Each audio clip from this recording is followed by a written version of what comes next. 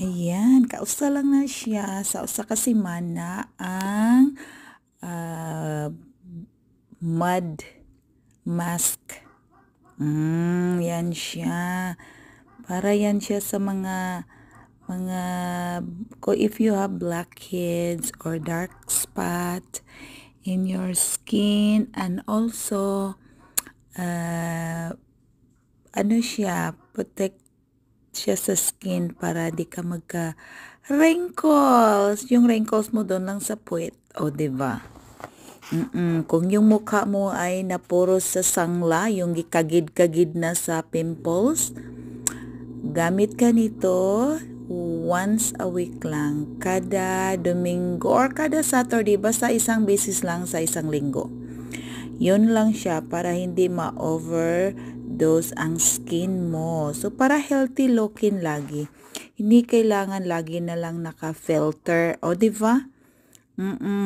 At saka naman, nothing wrong naman tagamit sa mga filter ngayon kasi andyan nga yan to, there is a purpose na gamitin yan. Kaya nandyan sa social media. So, pero maganda din na hindi gumagamit lagi ng filter.